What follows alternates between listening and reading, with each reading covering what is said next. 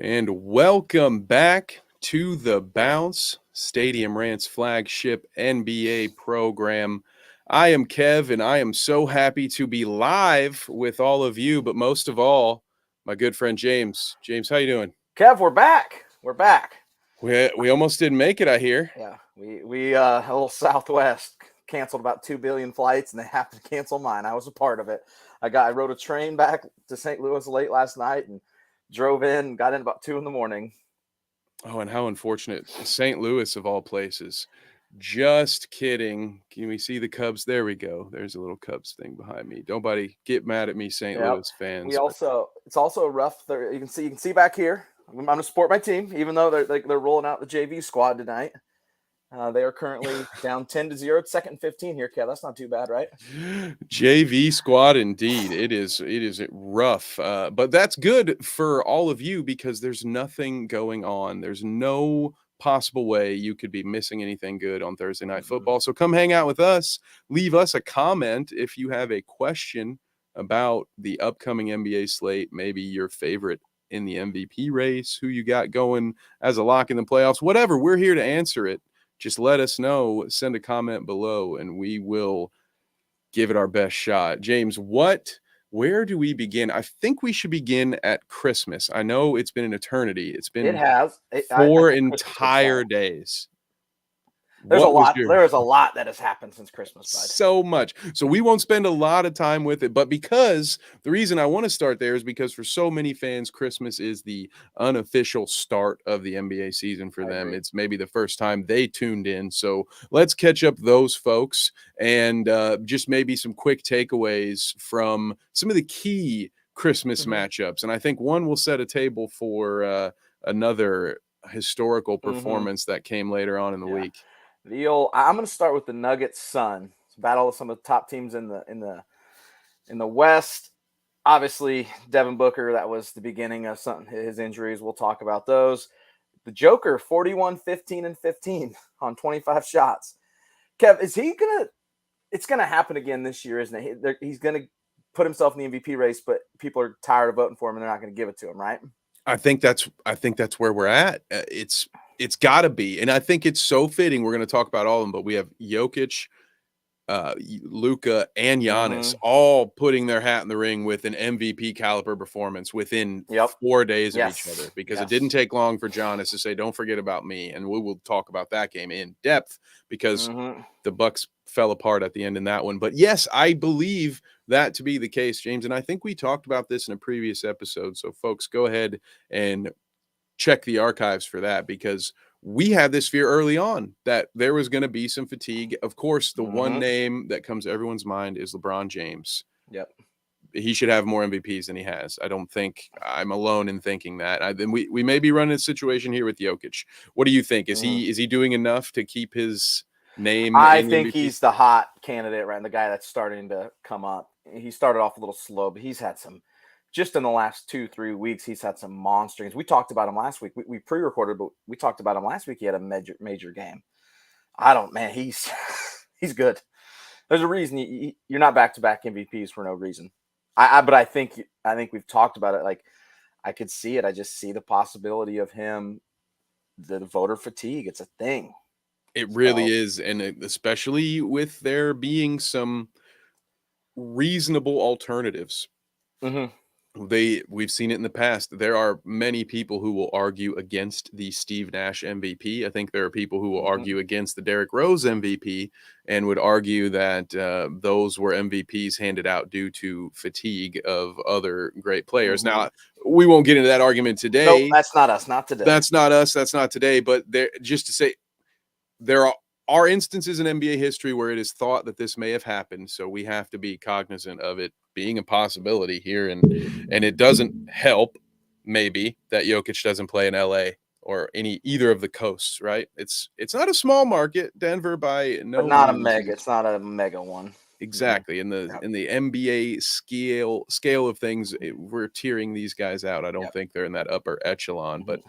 what else? What was another takeaway from you on Christmas Day? There were a couple of matchups that don't quite live up. That always happens. You think this is going to be a Mhm. great matchup, and then a couple months goes by, and you're like, "Ooh, that's not a Christmas present at all." Yeah. Celtics wallop the Bucks. Matchup top teams over there. Celtics 21 balled them. Dropped 100, almost 140 at 139. 139 to 18, 118. Yeah. My question for you with that, how much weight do you put into that? That's a big walloping because in my opinion, these teams are still 1-2. I I know Brooklyn has agree. won 10 straight. We'll talk about Brooklyn at some point, but yeah, I think they're 1-2. Is Boston clearly number one now because of this? Are you ready to say I that? think so. I think they're clearly number one. Jason Tatum and Jaylen Brown are unbelievable. I think they had I think it was Tuesday night, they had 77 combined, most his teammates. They had, let's see, 70 in that game. Like, they're unbelievable. Middleton's still out. He's still dealing with stuff. I think I would clearly put Boston one. I still hold Milwaukee 2 in the East, above above the 10 win straight surging Brooklyn Nets. Absolutely. I agree with that. Now, I will throw in the caveat that because we haven't seen Middleton, very much of him at all, we almost immediately went back to the sidelines, that depending on the timing of that, he could be, it's like getting a late season acquisition, adding a guy of that caliber. So if the Bucks can maintain being the second best team or even the third best team, Mm-hmm. if the Nets stay this hot, and then Middleton comes back at the right time, they could very well be right there. But I can't, as it stands, argue against anyone other than Boston as being the top team in the East. Although Mm-hmm. Brooklyn continues Brooklyn's to on make fire, an but argument. not yet. I'm not ready to give them it yet. They started off bad. They've gotten hot. They could just as easily flame out, and me and you wouldn't surprise either of us, right? No, Yeah, absolutely that's not. exactly how I feel about them. This team could lose 8 out of 10 at any point and have Kevin Durant once again reminding us how bad his Mm-hmm. teammates are. I won't be I surprised to will. see They'll that. give them credit. We will talk about them. They are playing great. Just not yet. Not yet. Not ready to give it to them just yet. No disagreements there. Any other big ones from the holiday slate before we move on to some of the clips? I'll just say that for now. That's my Right. tease. Mavs beat up or they got the Lakers by 9. I just want to point it out because Luka had 32 on 16 shots, which is really great. That's a heck of a performance. And That's he not he bad. blasted. He overshadows it real quick. He does. And I think that's a good time to transition into two things, really, because so much of this will be about Luka that maybe we should spend just a little bit of time looking at the poor Los Angeles Lakers. Mm-hmm. Now, I have one right here. Let's start with a LeBron clip. If it's going to show, there we go. This one is really disheartening, and it's become a meme already. Mm-hmm. It is the photo Right you there. right there, and I cut before they get the zoom in, but that's the photo that you see now that goes along with the audio and the photo of him saying that this playing just to play isn't in my DNA Mm-hmm. anymore, which I we have more clips. So let's just say I don't disagree with him Mm-hmm. because here's another one. James, this was called Lakers game in one clip. You can see LeBron in the back. He God. just hurtled over. Watch him hustle back. I bet the fan taking this video is like, oh, here comes the LeBron block. Nope. Oh, poor guy. And then it goes into. He's just throwing his Man. body all over the place. I We believe this is our other one. Here we go. Kick out to Schroeder for 3. Oh, wait. Doesn't even get it to the circle.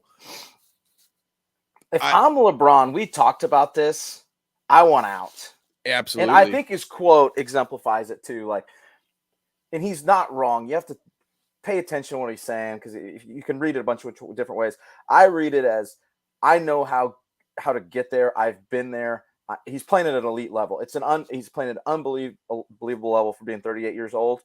However, he's not got a lot left. He's got a few years left. Maybe who knows how long at this kind of level, and he's not just there to play at that level and get beat every night. Like that Dennis Schroeder clip's ridiculous. He airballs a 3, and like without Anthony Davis, even with Anthony Davis, they were struggling like to get to the were they going to make the playoffs? Now it's, if I'm him, I want out.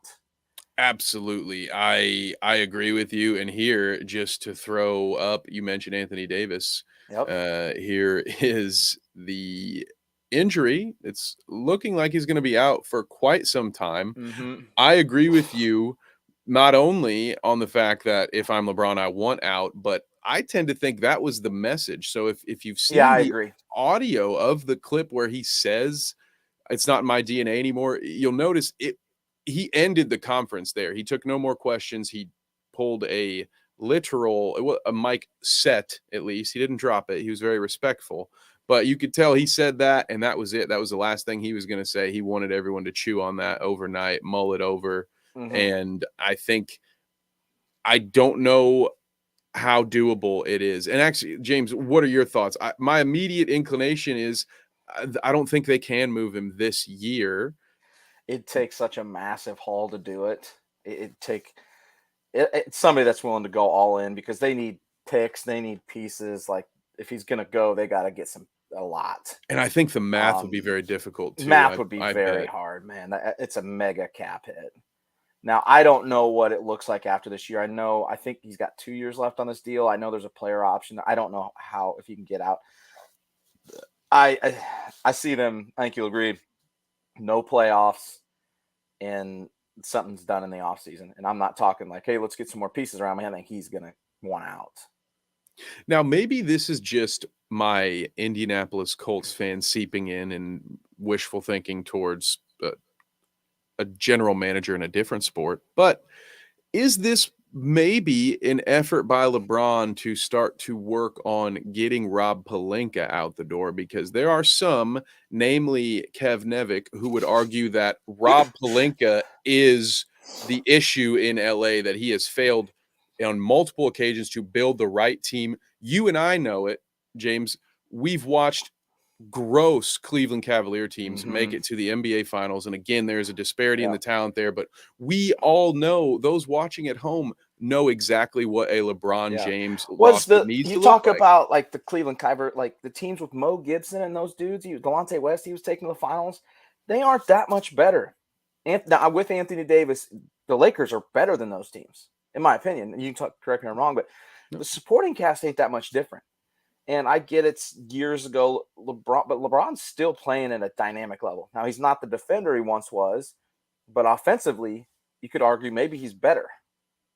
He's much different because he's shooting at a more effective rate. He's shooting more threes as well. But yeah, and he can still at will can get to the rim whenever he wants, seemingly. Mm-hmm. He still has that ability. Lost the high-end athleticism, but he's made up. He's so much smarter. He's so much more cerebral.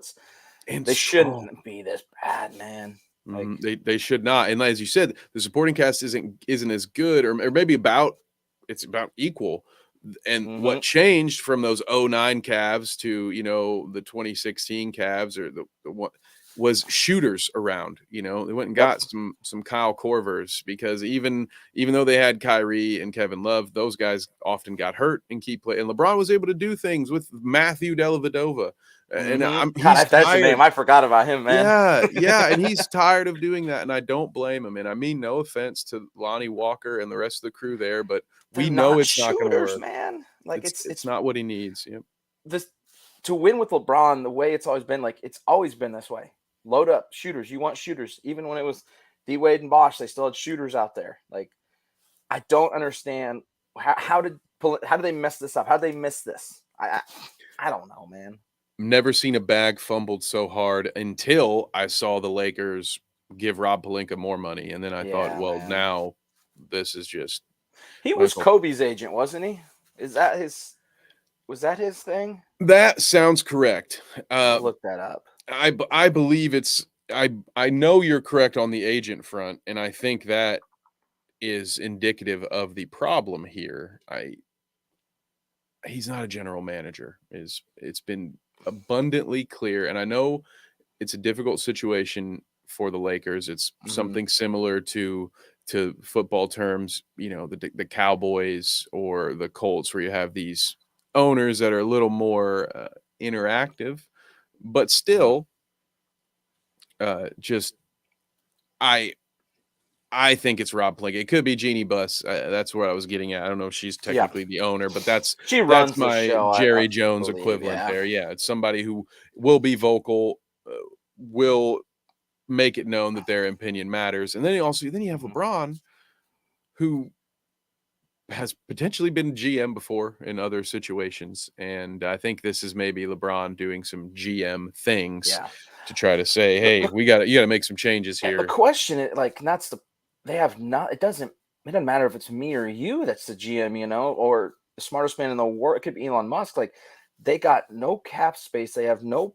They won't give up those picks, which I don't think they should. I think they're right on that front. Yeah, What are they gonna do? you would have to get pretty creative, Yeah, admittedly. it's I did But I get at he that probably wants his guy, but it's I would guess I would ask you this, if you found out that the mechanic you took your car to didn't fix your issues and in fact made a couple things worse, would you take it back that's to that mechanic to have it fixed? no. That's maybe The how I answer is no, pose it. And and that's that's a what great I way to say put when it. just Yeah. get rid of Rob Pelinka. I understand it might Mhm. not be fixable this year, but I promise you he's not the guy to fix it at any point in your I timeline. agree. Yeah, Go totally ahead and agree. find the guy who is, if you Hmm. can, because Yep. this could be salvageable because there's always the buyout market. I doubt the Lakers will be too prudent to avoid the luxury tax. So there Hmm. could be some options for you there, but you're going to have the right mind, the guy to make the right decisions, the guy who says, you know what, let's trade for Buddy Hield instead of Yeah. Russell Westbrook. Yep. Again, I hate to beat that dead horse, but again, that's the guy who got you here, and I don't see him digging you out. Hmm. So Yep. now we talked about the Lakers and their downfall, but we need to give Luka his shine Man. because if Man. we don't do it quickly, he might have another 60-point Yeah, we game might and miss we'll one. be behind. So let's show first just the the most amazing part of this, which is difficult to say in a historic triple double, is this sequence that sent it to overtime. So what we don't have footage of is the first made free throw, but the Hmm. Mavs are down 3. Luka makes the first free throw, and then this happens. Yep. There's a missed free throw, a couple of tips. Uh, He misses it too. That's the like he missed that free throw. I've never. Have you ever? I was thinking of this. I watched it happen live. Have you ever seen that work before? I've never. I don't. Can't remember in my lifetime where a missed free throw is made like that to tie the game or win it. Like somebody trying to purposely miss it. maybe in some obscure early college basketball round, like there might be a game 20 years ago that I'm forgetting Yeah. about. But you know what this move reminded me of, all the way down to the way he jumped in midair and double clutched? I haven't seen that work since a game of 21 in the neighborhood, right? With where he looks Yeah. like he was trying to tip. It looked like he was trying to send the other guys back to zero with that double clutch off that. But yes, that's the part that makes it, not only is the tip, it's the fact that he missed Hmm. that free throw on purpose with the line drive. Of course, it took some luck, right? Yep. We'll pull it up again, but there were a couple of bounces to get him there. Yeah. But It's tipped still, all the way to him, and then he's in the air. wow, just unreal. And he's so giddy, trying to make sure everybody gets back on defense. Hmm. He's Well, so here's one. So I was doing my research for this. He actually thought that shot won the game. That's why he starts celebrating so hard. So he talked about it in the post game presser. He thought they were down one, he said that, which doesn't make any sense. He missed the free throw. Now I just think about it. But in the post game, he said he actually thought they won on that shot. So, but it doesn't make any sense knowing he missed it. So he must have been all screwy. he must well, and you Too know much what? running. He was out. He played a lot. He was gassed, he was a little tired, which makes Yep. sense how he probably knew what was going on and then quickly forgot. But Yeah. we actually have 60-point, 20 rebound, triple double. 60 points, 20 boards. It never happened, baby. How's it feel right now? I'm tired as hell. You can rest later. You're young. I need a recovery beer. We can handle that. I'm tired as hell. I need a recovery beer. I take it back, James. That was the most impressive part of the whole evening. Yeah. Was immediately saying, "I want a beer." Oh, Kev, in your glory days after your first 60, 20, 10 game, yeah. is that the first thing you wanted was a beer in the locker room? Yes, absolutely. I can't imagine that. A beer is usually the last thing I want. I would need after. an IV. I need Yeah. an IV. after that many minutes and that Yeah. effort. No, I would want an ice bath that was made of Gatorade, so that way I could just put a straw in it and drink my way out. Yeah. That's probably what I'd be asking There for. there's so many impressive things. It's the first 60-20-10 triple double in NBA history. Just to have 60 is unbelievable. Scored 7 of 11 Mavs points in overtime. A couple of those points were free throws at the very end for other guys that iced it off. They were down 9 with 33 seconds left. And I didn't write the stat down, but no team had ever won. No team had ever won down 9 with 33 seconds. It was like 0 and like 50,000. It was crazy. Yeah, It was an it was an insane number. insane number. Yep. It's unbelievable. Unbelievable. I was watching it with one of my buddies, and I'm a complete idiot. So it's overtime, and the Mavs are up 4 or 5. Like the time's running out, and they foul, and I go, I hate that foul. Like you never win when you do this. Like it's over. Like move on. He just looks at me, and goes, they were down 9, dude. And I was like, I'm an idiot. I was like, yep, that's on me. I'm an idiot. Well, Oh, well, it's interesting. You talk about that. I'm gonna pivot here quickly just because it's so fitting. So while we're on this topic of late game situations, and since we've talked about the Nets a bunch, I'm gonna prime you here. The Nets, their 10th win came mhm. off the back of a clutch jumper by Kevin Durant. But more importantly, as it was noted by Rob Perez, he tweeted about it. What drew it to my attention was that the Hawks got a rebound with 6.5 seconds to go, and they had 2 timeouts in their pocket. Now, Nate McMillan chose to not use either timeout Mhm.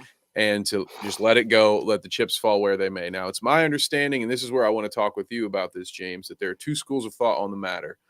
And while a lot of people would call the timeout and run the play, that's the more understood path. There are those coaches, and I have played and worked for coaches of this mindset that say if you call that timeout, you're giving the defense a chance to set.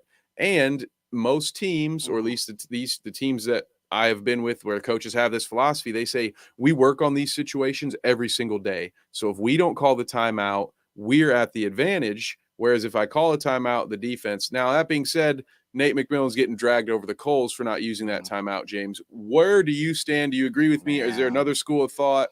What would you do if you were the coach? I see that. I see it both ways, man. Like I agree with him. You'd like to get it and go because the defense isn't set. However, the argument in the NBA is when you call a timeout in the NBA, it gets moved up. It gets moved up to half court. College, it doesn't. I think you call the timeout. I like it. I actually like it. I think you call a timeout. I agree with you, and that's the great point, and I think that is the uh really that's the cusp of the argument. That's what's holding Hmm. it together is you could advance the ball without using any time.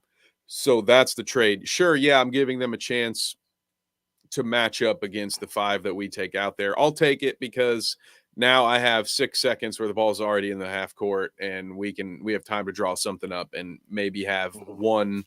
have multiple looks on a play. With 6.5 seconds, especially with 5 seconds on the inbound action, Yep. you can draw up quite a number of options for yourself Mhm. theoretically. So I tend to agree. I would have called the timeout. I wanted to take that point though, because I think there are those out there who couldn't understand any reason for not calling the timeout. So I thought that we should talk about that. Yes, it is Mhm. a reasonable strategy, more often applied in college, as you pointed out, and the coaches that I've worked for, it was at the collegiate level where they're saying in that situation, we are not calling the timeout because that's giving up our advantage. Yeah. In those I think situations, true. there's a different argument there because in college it doesn't get advanced because then if you're calling timeout or in college it's right where it's at, it's sideline, baseline, and then it's a whole different situation. In the NBA you get moved up, you're on the sideline right in front of the half court. I like calling timeout there.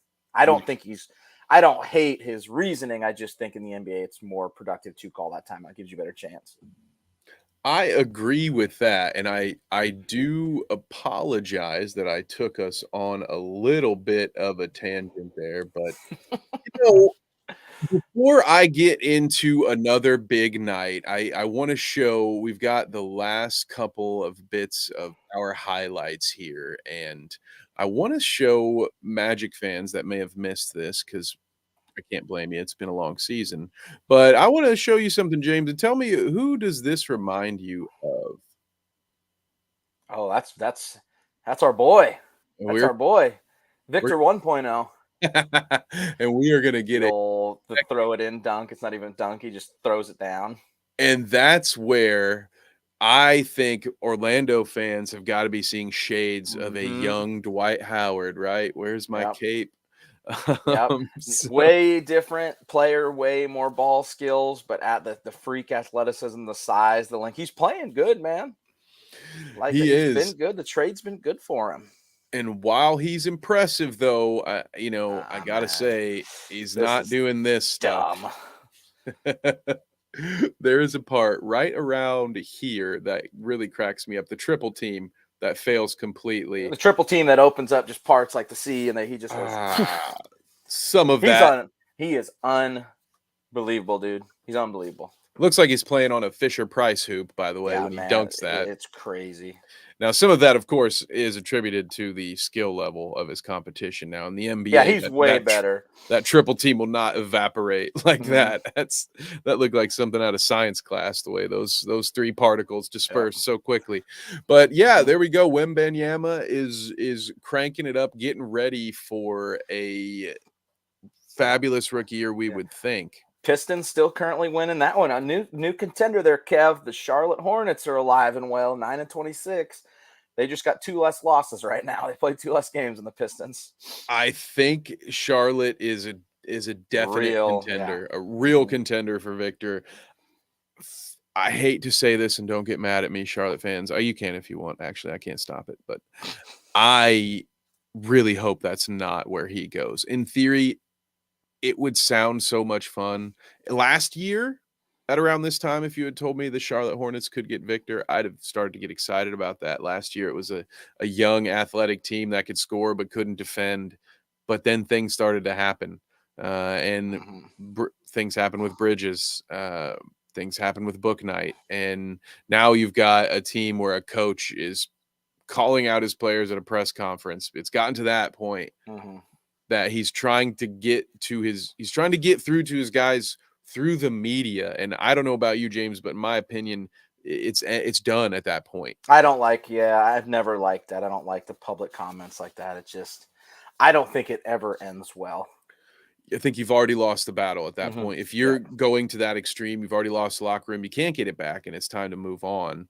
So I think it's a very volatile situation that maybe that could be the argument that would sway me and say, okay, well, if Clifford's gone, then maybe there's a situation where Victor landing in Charlotte wouldn't be terrible. But at this point, I have to be rooting for Detroit in that sense, although it pains me based on a recent event. I still don't know how to swallow this one personally, James. This gave me shades of the Palace at Auburn Hills in 2003 when Killian Hayes with a forearm knocked out Franz Wagner, and I believe there's going to be some suspensions going on. I think there's going to be some major suspensions for those two, and then one other person got ejected too.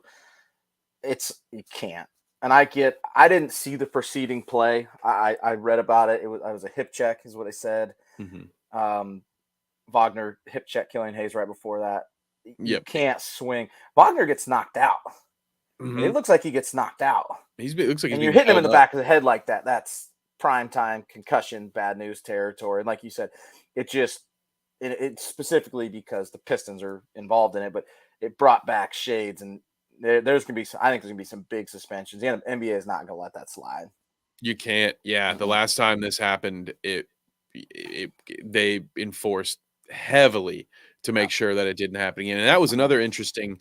A lot of the reaction on Twitter was about the crowd control and the announcements and laser pointers and all that stuff. Yeah, all the jokes that were going around with that. But this is a bit of a serious issue here, and it's unfortunate. It's a bad look. It's not something that we really want to be talking about a whole lot. And in a weird way, and depending on what, I doubt the Pistons as a franchise could be punished for the actions of like that's players.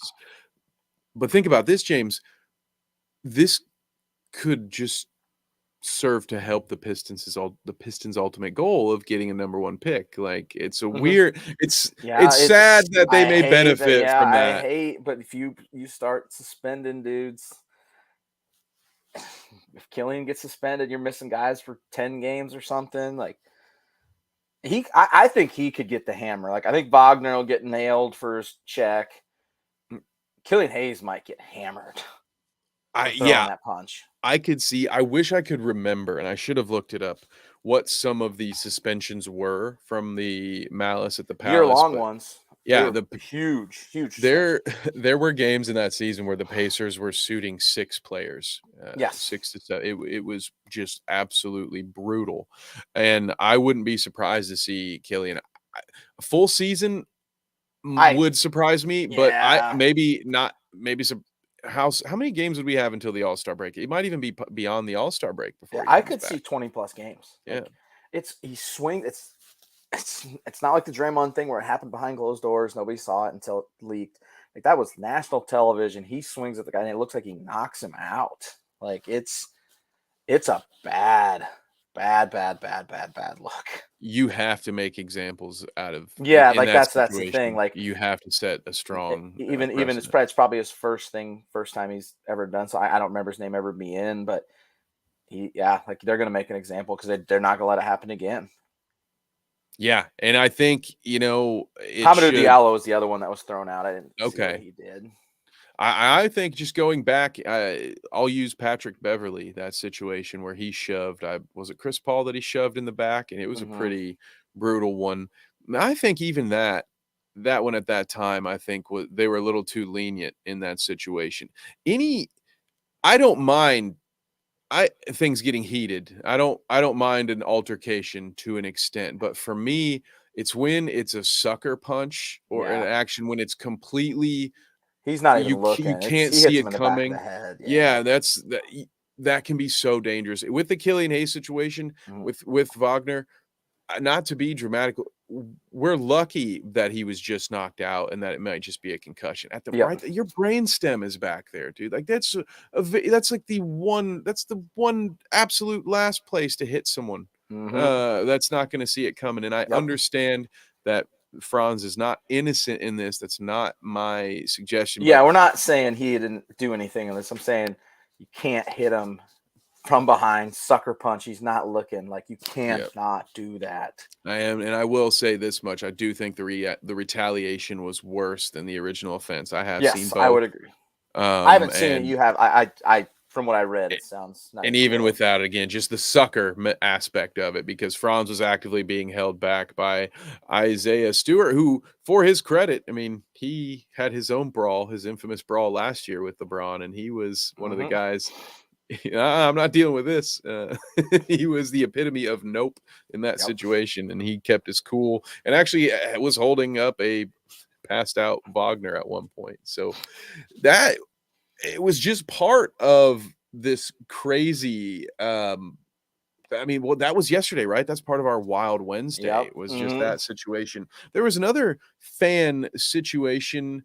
It was the Suns game, I believe, yes, where 2 fans were Mhm. ejected Yeah. from the Suns Wizards Yeah, game. they stopped it, and yeah, I saw the video of the police or the security guards walking them out. I don't know what happened there. I didn't see much on it. Yeah, very weird. I saw the video, but again, I don't get to see the what preempts all of that. But Yep. yeah, a Suns assistant coach, I believe, was getting into it verbally, and it was one of those Man, situations. can't. The men were clearly drunk as they're being led away, I heard holding something empty like that. cups Yeah. and just saying things. And again, I just say that to take this minute to remind you that that ticket only allows you so much, and a lot Mhm. of people are taking too many I liberties. I would agree. Too many people are taking too many liberties. Like it's getting. They got to keep making examples out of this. People, it's getting out of hand. It's Yep. getting way out of hand. They're going too far. And the players are suffering for it. We saw that last week in our last episode. Ja Morant gets Yeah, it booted for gets. interacting. So if you're there, I get it. You Yep. paid a lot of Hmm. money, and for people who aren't there all the time, that's maybe a once Yep. in a lifetime experience. But Doesn't give you the right to be an idiot and cross the line and be derogatory. And like you're a fan, you're allowed to cheer your team on and do your thing, but there are very specific limits too. Exactly. And if you act like you belong there and you treat the place with respect, who knows? You may get granted with another opportunity to go back and do something like that Yes. again. But that will not happen for those gentlemen now. No. Maybe more importantly, though, the Suns, forgive me, got beat by about 20 in that game Yep. against the Wizards. So clearly the trash talking on the sidelines was having a very negative impact. Did you see the Grayson Allen? I don't know if it was a cheap shot. I didn't see it, where he gets pushed and he gets bumped on. I think he gets bumped on a foul and falls backwards and like forearm shivs DeRozan in the back. No, but that sounds like a very Grayson Allen play, doesn't it? Yeah, that's exactly where I was going with it. He says after the game it wasn't dirty, but how many times? It's every year, and I mean it's been since he was at Duke. You hear something, the tripping incidents, like it's every year with him. Like he is absolutely a dirty player. He's right up there. Yeah, Draymond and Dylan Brooks and Grayson Allen just he's one of the worst. Dirty. And it did not work for him because I'm pretty sure DeRozan scored 22 after that, went for 42 and 10 in their upset win over him, and the Bulls win over the Bucks. Yeah, it did not work. And that actually reminds me, we did have one other clip to give DeRozan some more of his flowers. Has nothing to do with the Bucks, but that was earlier. I do say, did the curse of the bounce strike again? Because the curse of the bounce is they're 10th right now. They're 10th in the East. As soon as we told them to pack it up and to ship off all these pieces, they've won 3 of the last 4. And let me check the dates, but I would assume those 4 are all after we talked about them because we recorded on that Tuesday. Yeah, it's the first one that they beat the Heat that Tuesday. We talked about it. Yep. Yeah, because I remember that. And of course, so the Bulls. Here we are, man. Turning it around. I stand by that argument, though, because I ask you this again, Bulls fans. What does this team stand to win? How far are you really going to go with this core? Is this team going to win you a championship? I don't think so. So you're at 10th right now. There's still time. There's still time to turn this shit back around. I hate being the guy that's advocating for teams to lose, but take it from me. A consummate 7 to 8 seed is not where you want to be in life. There are better lives than this. Moving on to a more pleasant topic. Actually, it's not as pleasant because why don't we stick with the Suns, who I just mentioned. Booker is out for a month. And now can you check me on this? Because the last time I reported that someone was week to week, they had already played earlier that day. So let's just make sure that. Yeah, I remember that one. Let's make sure that you got it right this time. Yeah. He is absolutely out. He's out. That is confirmed. He's out for a bit. So with him being out for a month, where are we back? Because this is another team that we've been back and forth on. Are they a top contending team? Have the Suns set in the West, I believe, was a topic we had not that long ago. Now with these injuries, how are you feeling? I think, let's see where they're at. They're currently 5th, 20-16, behind Pelicans, Nuggets, Grizzlies, Clippers. Kings are right there. Mavs, the West is so good. It's dangerous territory to be in, man. I'm not going to rule them out. I think they're still really good. Booker will be back. But, I mean, the Golden State Warriors are 18-18. They're in 10th right now. And the Phoenix Suns are 20-16. They're not that far ahead of them. Yep. That's worrisome I'm worried. I am too, and we've seen some dysfunction. I don't know if because we had that pre-recorded, I can't remember if we talked about this, where it fit in with the Ayton and Williams situation, the yelling match at a huddle on the sideline. Did you see this? Did we talk about this? I did not see this. No, this must have been after us. Fan recorded. So from the bleachers, a bit of a verbal altercation. I think it may have stemmed from a disagreement between Bridges and Ayton initially. But yeah, there's the footage out there of Monty barking at him. They just. I know. I missed that completely. Yeah, they seem to be very dysfunctional right now. We can maybe blame Kanye for that. Ever since Chris Paul got rumored to be part of Team Kardashian, now he's part of the Kardashian curse apparently. So got to keep an eye on that. But the Suns are, I'm scared for them, and I say that with the hopes that, as always, much like moving away from the smoke around a campfire, hoping that the curse of the bounce will now push Phoenix back Right? Like, towards yeah, their they're winning going to way. win 6 straight by the time we show this next one. Now that we said that, but I am interested. I've got 2 places I'd like to go next, but maybe let's start with Zion's career night, Yes. because he not only did Luka have a career night, but Zion scored a career high. What was it? Was it 43 when it finally 43. He hit? had Yeah. 43 that was last night, I think, right? He had Yes. 43 points, 5 assists, 3 rebounds, 14 to 21 from the field. He did miss 5 free throws. He scored the Pelicans' final 14. Final 14. And they needed every bit of it, did they not? Didn't they squeak that one Every out? bit. They squeaked out against Minnesota. Every bit. Did you hear, James, what D'Angelo Russell had to say about Zion's career high after the game? I did not. Ooh, I did this is a not good see one. it. This is a good one. He said, and I'm paraphrasing here, but I'm pretty confident, so I'm going to say, and I quote, he's playing football, we're playing basketball. Good for him. And there was some more. It's true. He's huge. Yeah. Well, and there was some more context in there about him getting all the calls and them not getting calls. So essentially, there was some frustration in D'Angelo's tone. And I want to ask you that. Do you think that Zion is getting a friendly whistle, or perhaps is this just more of Minnesota's frustration coming to the surface? Because there's more to talk about with them. They are imploding, but I'll put a pin in that for now. I think it's a combination of both, probably. I think one of the problems you run with a guy like Zion, and you see it at all the levels, is when you got a guy that big and he's bigger than everybody else. He's bigger, more powerful. They tend to get away with more because how strong they are. But then, like you said, like the fouls that Minnesota thinks they should be getting might not be fouls, even though to them they are, because he's just so much bigger and stronger than them. Like, that doesn't mean he can't get those foul calls, like, just because he's bigger than you. Yep, Shaq used to talk about that all the time. Probably Yeah, still Shaq does. got the same type of stuff. Mm-hmm.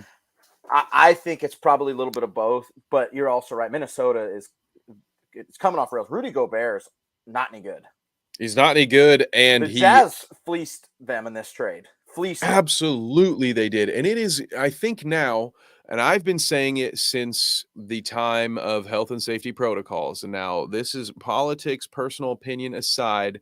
My thought when I saw Rudy Gobert touch all those microphones, and then afterward found out that he had COVID and got players sick and that they were going to miss time, like whatever the rules, whatever your feelings on that, we'll keep that at bay.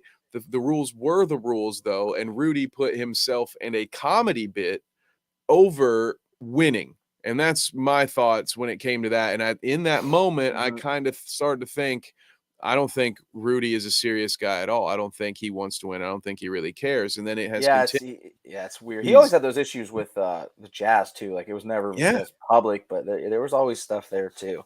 He's always had these weird little locker room moments. It kind of got sour at the end with him and Donovan Mitchell. And now I'm seeing tweets that he has referred to Karl Anthony Towns as a wing in a big man's body. So I don't think that's going to do much for team chemistry. So what is the answer for Minnesota? Are they stuck with Gobert? There's this thing called the sunken cost fallacy, James, and just because you've lost money doesn't mean you have to continue to sink more money into a bad investment. What do you think? What's the move here? They shouldn't have traded for him, man. Yeah, shouldn't have traded for him. To build a time machine and go back. Can we build a time machine and go back and fix that? Like, everybody in the world except the Minnesota Timberwolves thought it was a weird trade to begin with. Two bigs does not work. See, the only not that type. Like, the way it's not that type. It was Russell Westbrook levels of should somebody tell him? You know, like what are you guys seeing? Yeah, like that the rest of the world can't see, apparently, because this wasn't going to work. Now, if it's me, and the worst part is He's at an all-time low, so you couldn't get anything Yeah, for like Rudy right now of no, yeah, value. he's awful right now. You'd have to wait for Was some it kind of was it you that upswing and tweeted out the Shea stat that he's got more blocks than Rudy Gobert this year? yes, mhm, I couldn't yep, believe that stat. Like, I and c it's a real thing. it's real. The only reason I knew it, was aware of it is because I have Shea on a couple of fantasy teams this year, and he's just been I couldn't dominant, but I was blown away by that stat. it retroactively, it makes me angry for all those years that Miles didn't get any awards, even though he led the Mhm. league in blocks and Rudy was right up there. But Rudy gets Defensive Player of the Year, and I have always been one that kind of thought outside of just the shot blocking numbers, Rudy Gobert isn't really that big of much of an impactful player on the court and not necessarily even on the defensive end. He can do that one thing pretty well, but when you look at his game as a whole, what is he really doing? How good of a player is he really on that end? And I think he's kind Mhm. of being exposed here now that I think that Jazz core was really underappreciated, and now that they've retooled and they've got a few Yeah. more young guys there and they're still winning. I mean, they're not what they were earlier in the season, but Yeah. they're winning at a clip that maybe kind of tells me that this was more about the pieces that the Jazz had than it ever was about Rudy. I think his teammates made him look a lot better than he Mhm. really is, and that is not happening Well, in Donovan Minnesota. Mitchell's having a phenomenal year for Cleveland. Phenomenal year. Look what getting away got for him. Yeah. Yep. Exactly. Like, I agree. Maybe Rudy was the problem. Maybe Rudy was the problem the whole time. The calls were coming from inside the house. I don't know. I'd be looking for the first opportunity to sell on another upswing if I'm Minnesota, because if I have to pick one of those big men, and it's starting to sound like Mhm. I do, it's still Carl Anthony Towns. Now, Yep. I question whether the trio of Towns, D'Angelo Russell, and Anthony Edwards will mature in the way that they Mhm. need to in order to be that core of the future. But I already know Rudy Gobert is not going to mature in any kind of way because he's proven Yeah. that over the last 2 years. So move on from that is Okay, my I'm going to do a complete 180 here, Kevin. I'm going to go let's do completely it. off topic. This is not scripted, and I just saw something that reminded me of it. Did you see Buddy Hield's 3-pointer tonight that he made? No, I can't wait for this. It might be the fastest 3-pointer in NBA history. It was off the tip. It got Wow. tipped, bounced. He caught it, turned, and shot it. What was where did I see this at? Let me pull this up. That He is made so history. cool. It's the fastest points in NBA history. He scored it 3 seconds into the game. Let's go. Pacers in He the record books. This is it historical. was a game jump ball midair. Jarrett Allen swatted it. He was back on theirs. Catches it, turns, shot, swish. Yes. There we go. Those are the It only kind of is. records we're going to get. Oh, he broke. This one's here. Fastest 3-pointer in the play-by-play era, so since 96, 97, broke Reggie Miller's record. Oh, of course. Yep. Well, at least it stayed in the family. Yep. That's okay. Now the top two belong to Indiana. And they had a monster win, too. They beat the Cavs tonight. That is a big one. Wow, Yep. that says a lot to me, but Yep. it all it does really is confuse me more about this Pacers team because I I would love to give them the same advice. I have given them the same advice that I've given Chicago, but the difference is that the Pacers have 3 draft picks. Yep. If they can convince Miles to stay and if they decide to hold on to Buddy, they could very easily turn those 3 picks into 1 or 2, Mm-hmm. picks and they could just build on top of Yep. this instead of They're blow it up and rebuild it. they're So tied for 6th right now, 18 and 17 with the Heat and the Knicks. they're gonna be this. This is what the Yeah. Pacers are. They are gonna be right around 500. I wish they wouldn't. I wish they would commit to youth and Mm-hmm. I get it. I think it's sad because I understand the potential and the fan base wants to win, and I get it. I completely understand that, but there's a lack of reality Mm-hmm. in this fan base right now. A lack of just what again, like I said to the Bulls, what does this team really stand Mm-hmm. to win? nothing. Bulls situation is, I still stand behind it. I That still one's much stand. because I think That one's it's easier. easier to look at that situation and say, let's sell what we have value because their assets Mhm. they have assets that aren't as young, that aren't under team control, stuff like that. Whereas we do have, of course, the Miles situation, but that has been a dance that this organization has been doing for the better Would you part of get it. rid of them both? Would you keep either in a trade? Would you keep? Would you consider keeping Buddy, or would you just say it's time to get rid of them both? I saw actually a recent poll on Twitter that asked this very question, and the majority, I want to say it was 53% of Pacers fans voted to keep both. And so the other two combinations collected for 47%. Mm-hmm.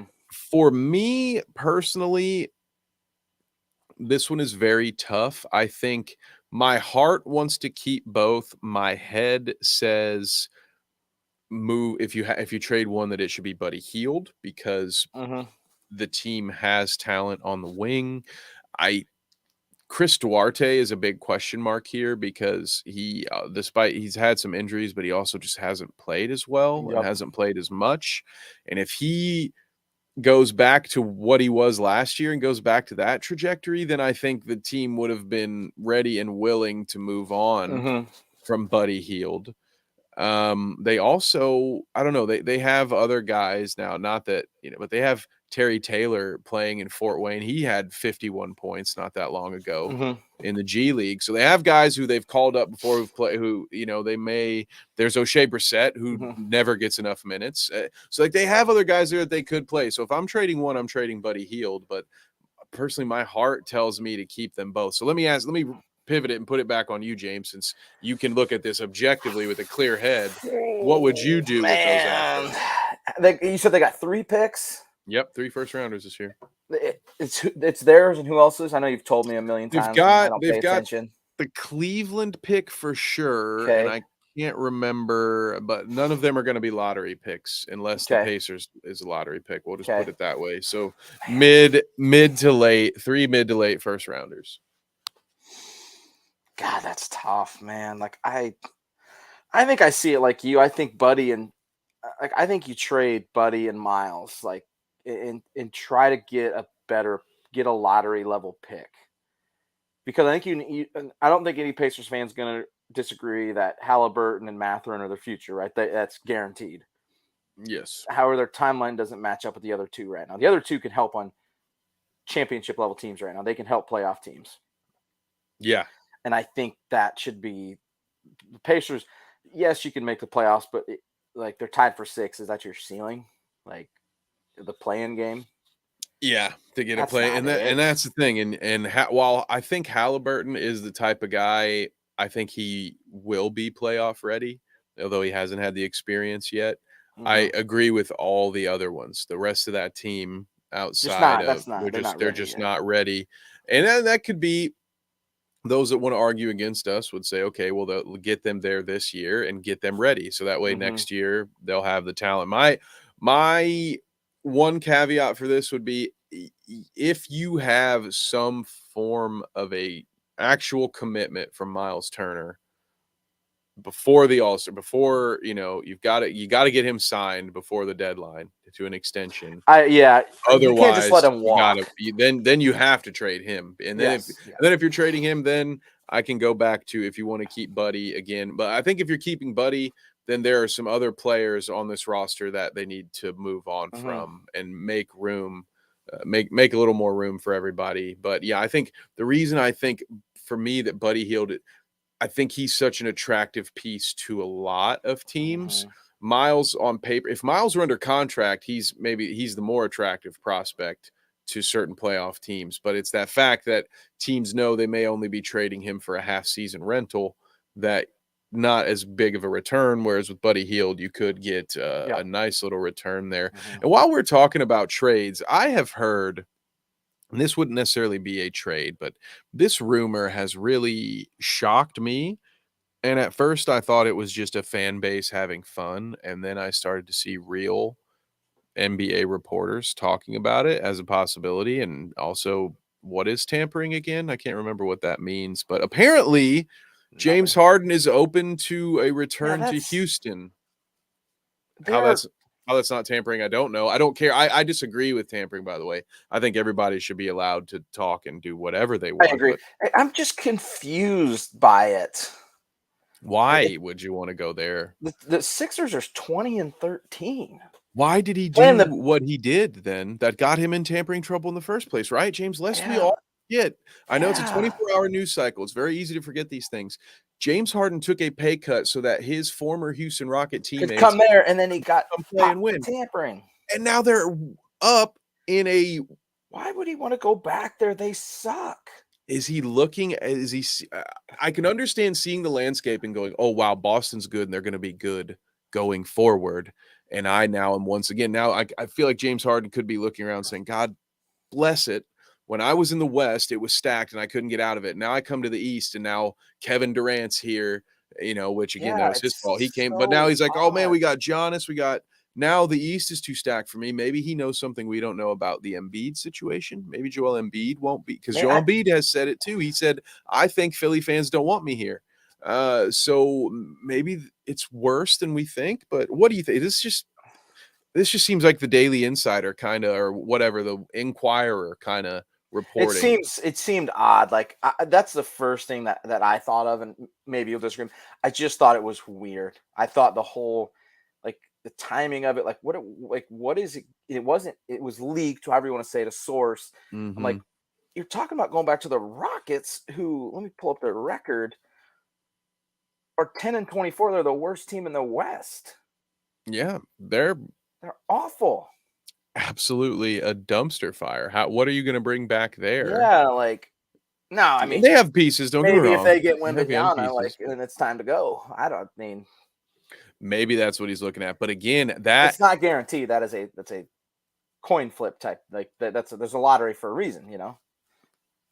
and at that point, is that now are we going to be looking at a potential future where James Harden's getting rumored to once again be moved at the deadline? Because it sounds like if these rumors are true, his head is already beyond next season, Yeah. which may Why not would mean you anything, but I don't know that you're after you focused. see he's ran himself out of everywhere, the Nets, the Rockets, he's gotten to go wherever he wants, and then he leaves when he wants. Like, why would you want him?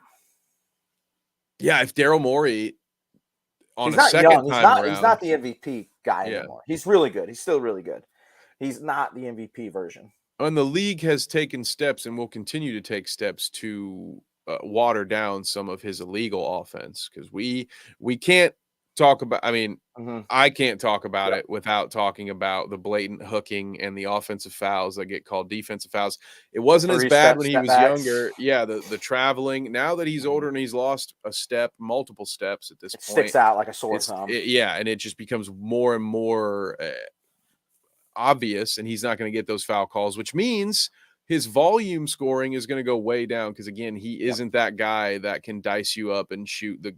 He Mhm. used to have a vicious step back that put people on It's their gross. It's bums, but now gross.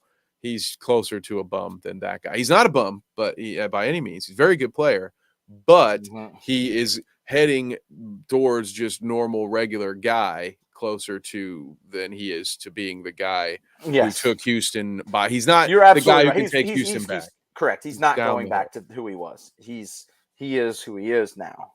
Like you're correct. And while we've talked about the balance of power a little bit, and we've talked about some curses. I got to throw one here at you. Someone may have cursed themselves out Memphis way. So,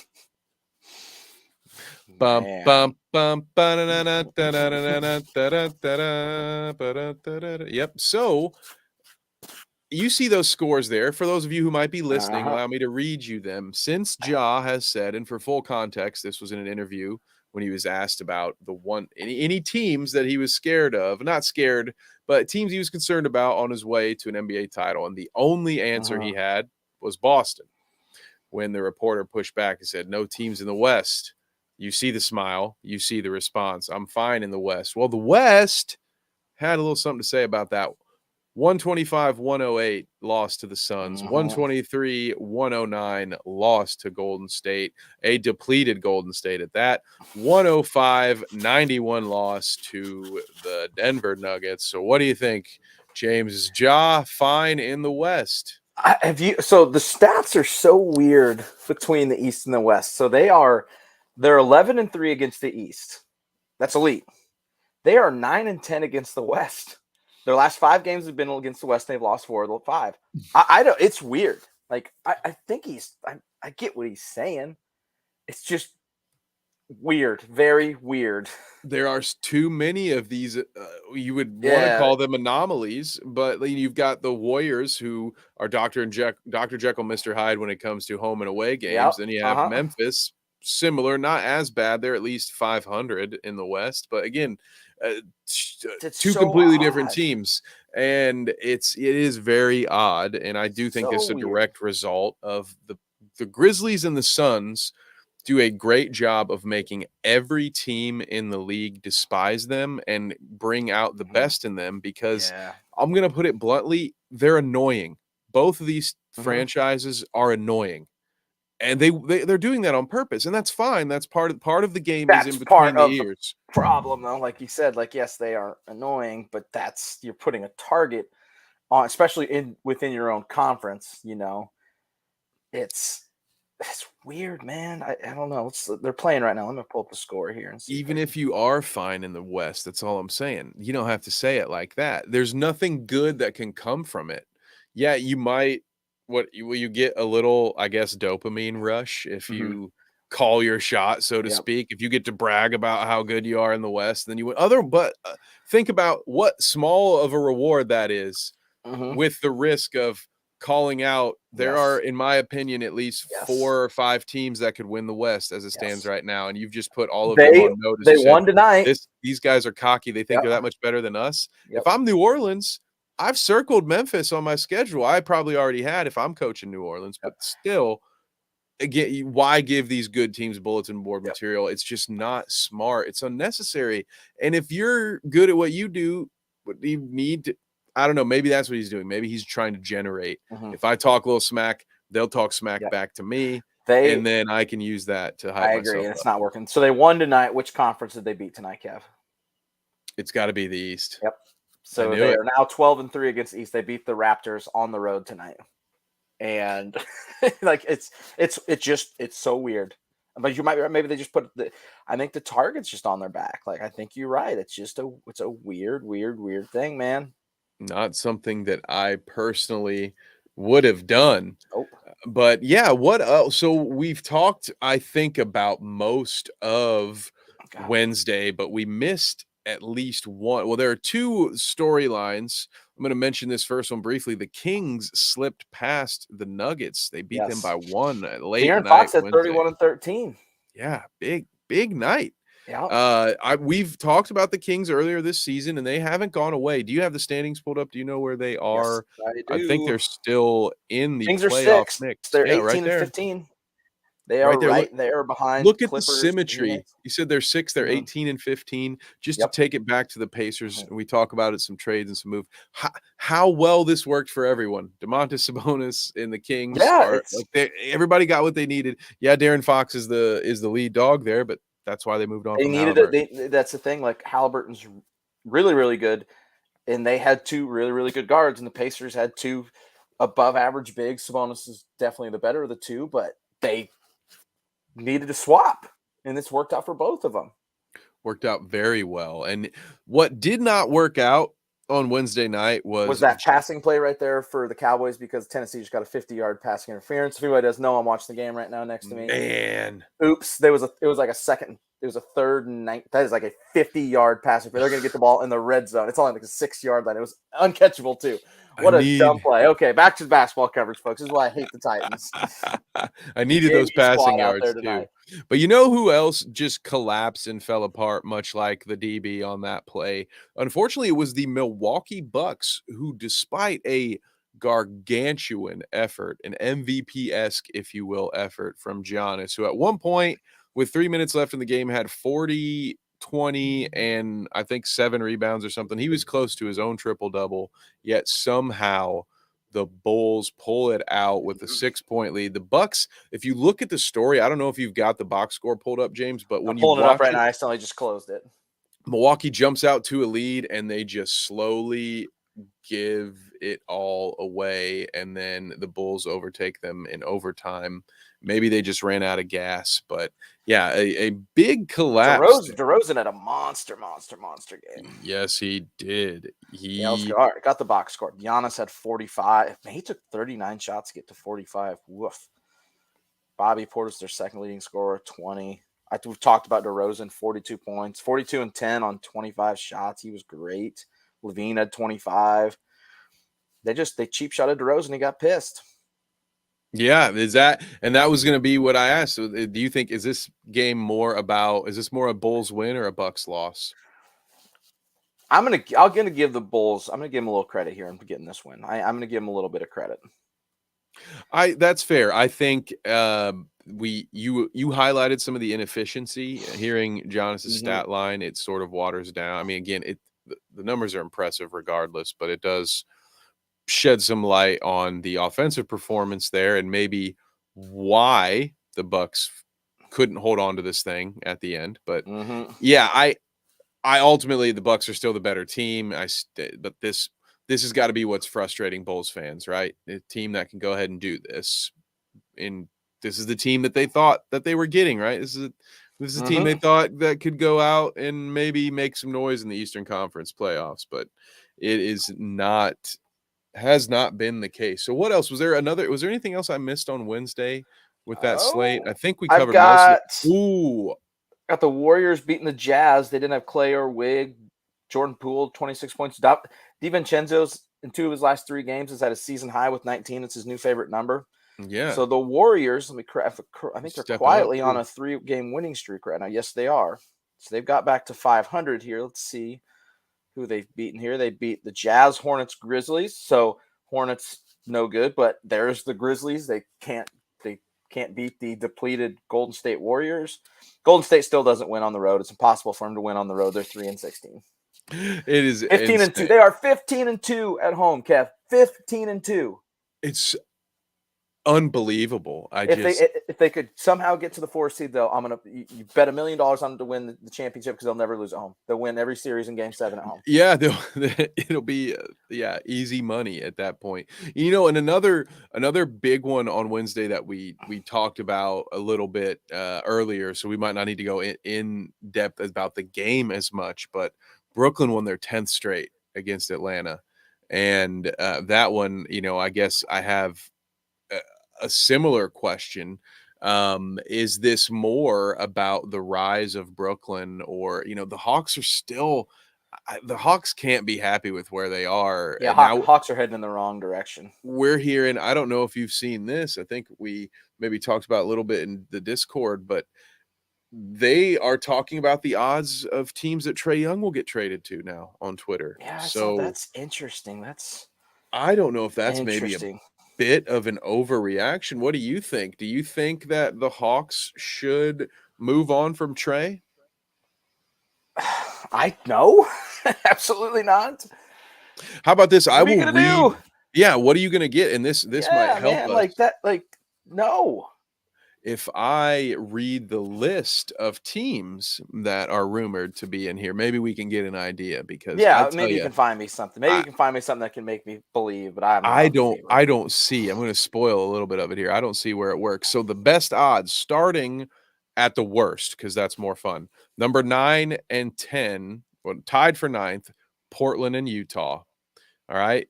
8th best odds are the Clippers. 7th, New Orleans Pelicans. 6th, San Antonio. Tied for 4th are Denver and the Lakers. Whatever. Okay. Boston Celtics at 3rd. Miami Heat 2nd. And the Dallas Mavericks 1st. The Dallas Mavericks would be a lot of fun. Also, is that ironic? I don't know. Yes, it is very ironic. Yes. Sending him back. Yes. Oh, my goodness. I don't see any of those. The Lakers are going to be rumored in everybody. That makes sense. I don't see Luka and Trae. That didn't work. No, because Deontay Murray has given up most of his on. He's more off ball now. And that's not how, and that's, I think, You're why it's not not taking the ball working. out of Luka's hands. You're not taking the ball out of Luka's hands, and Trey is the better shooter. The ball should be in Dejounte's hands, and Trey should just learn how to get better at getting open without the ball. Yeah, he's a great He shooter. could do He's it. a great shooter. He's Yeah. incredibly quick. He has the skill set to do that. He just needs to be convinced of it, apparently. But I don't know. He has so much talent and potential that I don't think any of these teams that could trade for him. You'd have to give up a lot. You'd have to give up a ton. Exactly. So you're not in a position really to do it. Like, no, there's no way the New Orleans Pelicans need to associate themselves with this. They have too much going on for them. They'd have to give up too much. They're close enough as it is. I say the same thing about like Boston. Again, Dallas is an intriguing one. Miami, but Miami I don't think has a return that's worth, actually bringing him in. Yeah, who are they going to? Yeah, exactly. Like I think he'd be another good fit. The problem is what's the compensation package look like and how much they're going to give up. He is a great player. No, there's no questions there. Absolutely. So before we dive into our weekend preview, James, is there anything else on your docket? Any notes, any highlights we need to go over? Let me see. I think we've hit everything. 76ers beat the Knicks last night, or that was Christmas Day. Yeah, I think we haven't touched on the Brooklyn Nets a ton. I think we both have our feelings. Like they've got 10 straight wins. My favorite quote was from head coach Jacques Vaughn on why they're winning. This is the exact quote. It's a little longer. I just took the first 3 words. It is belief. I was like, okay. Not that you have Kevin Durant and Kyrie Irving. Nothing there. It is belief. We both agree. Like I think they're top 4 team, but until we see them against better competition and see them be consistent, we're going to hold off, right, on crowning them. Absolutely, we are. And here's where I will give Jacques Vaughn credit. I think he was correct in this. The difference is that Kevin Durant and Kyrie Irving believe. If those two believe, then you might be cooking with oil. If either one of them is out, or both of them, as we've seen, we saw what that looked like, right? We passive aggressive Durant in the tweets. So I personally am out on them for now. They are creeping up. I would have them third right now off the top of my head. I have them third in the East. Let us know in a comment below. What do you guys think? Where are the Brooklyn Nets? Are they your new favorite in the East? Is it still Boston, Brooklyn? Who you got? Which you said third, and I'm going to bring up a team. Would you put them ahead of Cleveland? Well, now they are a half a game ahead because Cleveland is 22-13 and Brooklyn is 23-12. So they're a full game. They're a full game. The Bucks are half game. Sorry, I looked wrong. This one's very difficult because on paper, I like. You think it's the Nets? I think it's just because of high end guys. I think that Cleveland's got the better team. Yeah, exactly. So yep. Sorry for my interruption there. No, you're all good. But we're in agreement. On paper, I think the Cavs are the better team. But the Nets have the two best players right now, and they've won 10 in a row. So I have a hard time not putting them at third. But check with me towards the end of the season, and I would not be surprised to see the Cavs in that 3 seed. And again, it is hard. The Cavs make a good argument because Brooklyn, they are, in my head at least, at times, Brooklyn is living off of individual accomplishments that players made when they weren't in Brooklyn. So I think these things like, this is the best run they've had since these guys have been together, right? Oh, absolutely. And then you're thinking, well, they have Kyrie and they have Kevin Durant, both of whom have iconic moments in NBA playoff history. So you have to kind of think, well, for my money, give me those two guys against a younger group of Cavs who don't have as much experience, or at least not as much winning experience, but they're getting there. Donovan Mitchell's played in plenty of important playoff series at this point.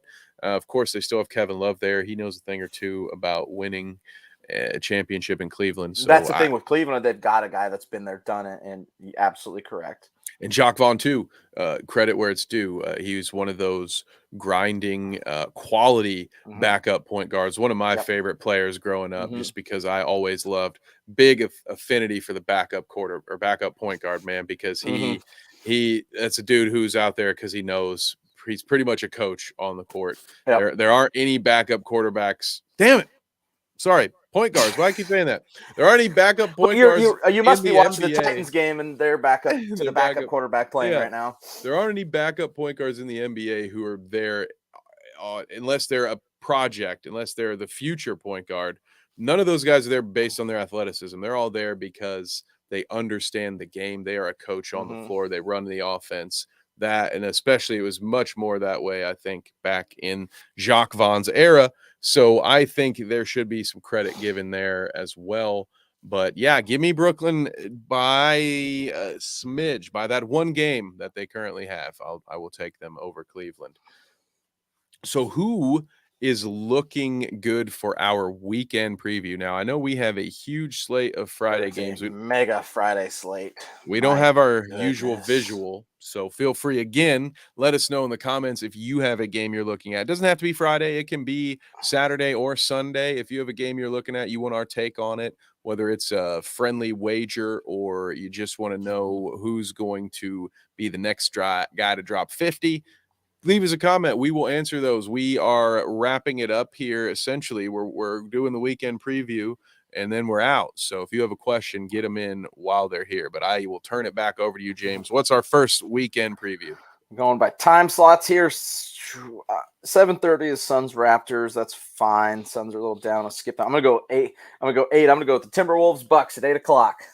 Timberwolves Bucks. I'm going to pick Raptors against the Suns, by the way, just because I feel like it's home. I'm propelling the Suns to this victory. Yeah. They need my negativity. So we had Minnesota, Milwaukee. Did I hear that right? Yep. This slate gets juicy real fast after this. Oh, I picked a little bit of a down one. Minnesota at Milwaukee. Minnesota at Milwaukee. Bucks by 12. I'll take that. I agree with that. 8:30 slate is 76ers at Pelicans. Ooh, okay. So that's first potential game of the night. Fun game to watch. Oh, it keeps coming. Give me the Pelicans. I like and here's why. I just like what they're doing offensively. We've talked about what James Harden can do. I think the Pelicans will bring it. They're going to get out and run. They're going to make some plays, and apparently Zion's going to get a lot of calls. But there's going to be a lot of free throws in that game. Zion versus Embiid. A lot of free throws. That game's going to take 40 minutes longer than every other game in its time slot. Yep. 9:00. Miami Heat at the Denver Nuggets.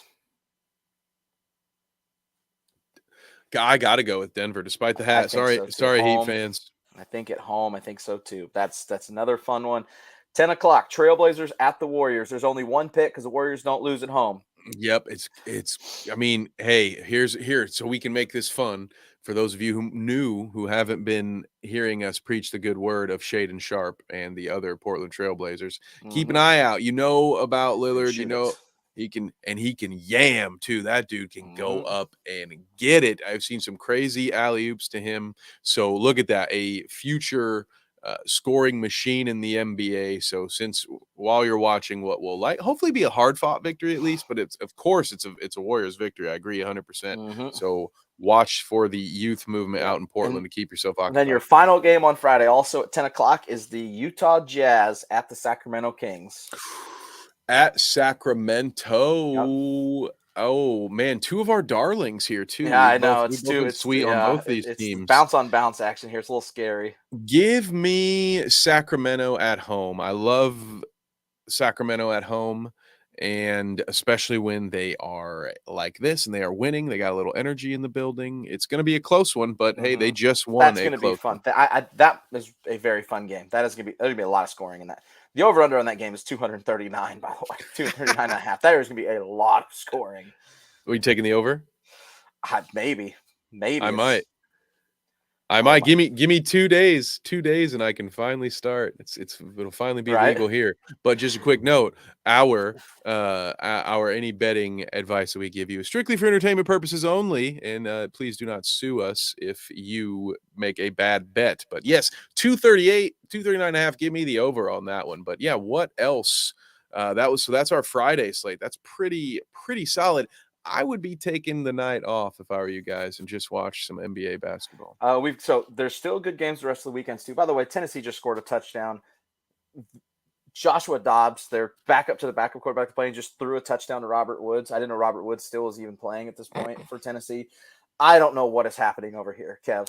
I need My it. Titans are trying to punt this game. Let's go. They need to keep it close because I have Yeah, a because this is good for you. championship riding on the Cowboys. Although I do have the Cowboys defense, so the touchdown isn't great, but if it keeps my offense guys out, They've only there, got 13 points right now, so I'm confused. I'm confused. That's all I've got here. It's quite an interesting. See, this is same thing happened when I said the Baker Mayfield game would be boring. See, again, we have some kind of magic. I want to tell you, folks, you are blessed to be here listening to us because there's something going on in the bounce. I don't know. We've tuned into something with the universe. We either get it exactly right or we create the exact opposite from thin air. So what are we going to ruin for the good folks at home on Saturday or Sunday? Are there any other games that we can probably get wrong, but hopefully get right? First one I had on Saturday is your boys, Clippers coming to town. Clippers at Pacers Saturday. How you feeling, Kev? Clippers are getting healthy, by the way, for yeah, Kawhi just played at season high in minutes. For the first time in maybe 3 years, not to be crass, but the Clippers are good. I think, and I'm guilty of it too, we are all too easy to forget about the Clippers and to not talk about the Clippers in the Western Conference because we very rarely ever get a healthy Paul or a healthy Kawhi, let alone the two of them together. But when you have the two of them together and you have Norman Powell and Luke Kennard coming off, each of whom is capable of getting you 20 to 30 on any night, they're not likely going to do that on a regular basis. Norman Powell a little more so than Kennard, but Kennard is a sniper out there. And then whatever they have left, whatever they're getting out of John Wall, the Clippers are scary to me if they can put this together. So I hate to say it, Pacer fans, give me the Clippers. Clippers on the road Saturday. I think so too. I think the Clippers are just, like you said, they're starting to get healthy. I agree with you. Next one I had up is another fun one, another West matchup. Pelicans at Memphis. New Orleans at Memphis. The West, the curse of the West there. Memphis can't beat the West, Kev. You know where I'm going with this, right? You already know my pick here. I'm going with the Pelicans, baby, because I have to put, at this point, it's an agenda and I'm pushing it. The Pelicans to be best in the West, because that way I can say that we called it here first on the bounce. So yes, give me all chips in on the Pelicans. They need this win because they would also like to remind Memphis that they are not fine in the West. So I agree. I'm going with the Pelicans there too. I like that. And then the final Saturday game I've got is Miami at Utah. Our beloved Utah Jazz get the Miami Heat. Well, and I will say about that last one before I move on, that close game, by the way, although I made the pick, I still think it will be a tightly contested game, much like this one. And you know what? I have to do it. How could I sit here and pick against the hat that I'm wearing 2 times in a row? So let's go against the grain. And let's go Miami. They're going to party in the city where a ton of heat is on because I'm sure it is cold as hell in Salt Lake right now. Oh, so cold. My brother's out in Colorado skiing right now, and it is so cold out there. That side of the world, not good. Nope. Okay, then we're going to move to Sunday. There's 2 good games on Sunday that I really liked. Sunday, Sacramento goes to Memphis. Another West matchup. Ooh. Give me Memphis this time. I think so too.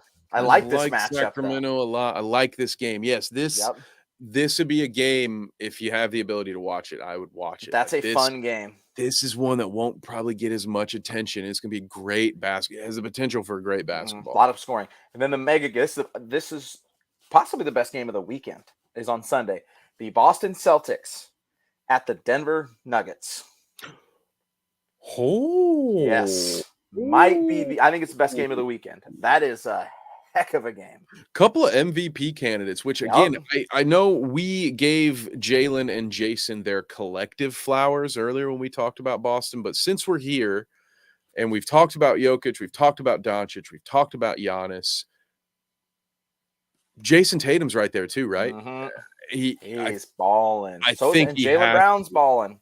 I think he has to be. If you had to pick one, is it Tatum that would get your nod for an MVP vote if you had to pick one from the Boston duo? I know it's difficult to choose. Of the Boston duo, yes, I'm taking Tatum just by a little bit. Man, Jaylen Brown's good too, man. He's good. so good. And that's what's so cool here. We have East versus West, the pretty clear best East team right now. Denver, as we've talked about, making their way. I think give it a month or two, they will be part of that three-headed monster that I think is coming. Of course, push the agenda. The Pelicans are the best in the West, but Denver's coming up there. We got 2 MVPs candidates duking it out.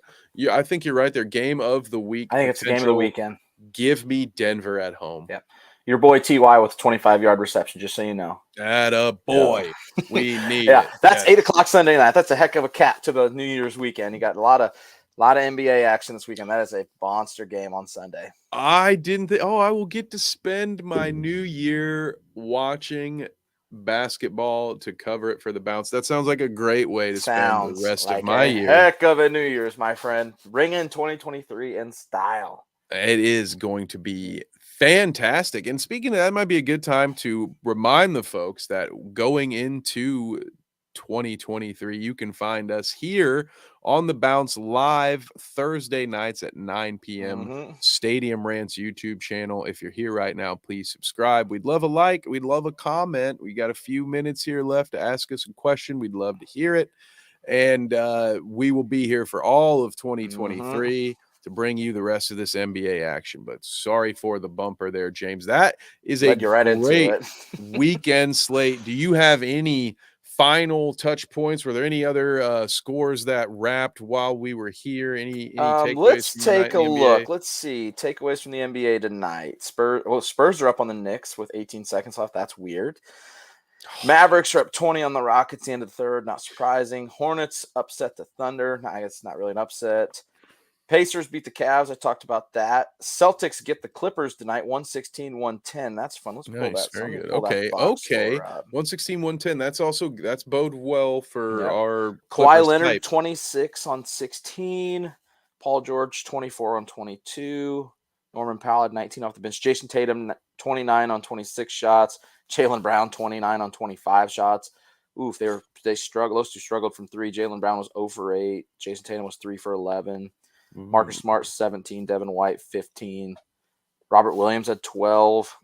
That was a big game. That was a big game. Kawhi Leonard played 37. Like you said, Kawhi played 37 minutes. They're starting to pull the wheels off and let him play. Maybe the most important stat of the night. But that was a good, hard-fought, close game there. And I actually, if you don't mind, can you pull up the Knicks box score for me? Because this reminded me of a mini rant I went on yesterday that I think I would like to bring to this audience and maybe get your opinion on it, James. So Knicks are down 120 to 113 with 18.5 seconds left. Julius Randle has 41 points on 27 shots. Emmanuel Quickie has 34 points on 26. That's weird. The only other player in double digits for them is Evan Fournier. Oh, well, good to see an Evan Fournier sighting. RJ Barrett is not playing right now. Yeah, so RJ's not playing, and Jalen Brunson. Okay, so both are still out. Good to know. Okay, because that was something we didn't talk about with the Luka Doncic 62 Jalen Brunson point of it all. Jalen didn't play.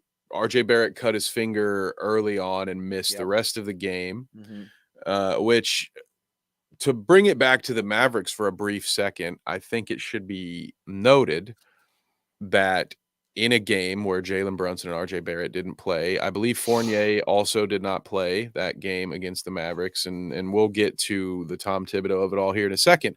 But the Mavericks in a game against the Knicks where the Knicks didn't have 2 of their 3 best players and only played, I think, 6 or 7 guys, and 5 of them played 45-plus minutes, and it took that effort for Luka Doncic to win that game. That should tell you all you need to know about the lengths that this Dallas Mavericks team can go. Because honestly, they should have won that game handily.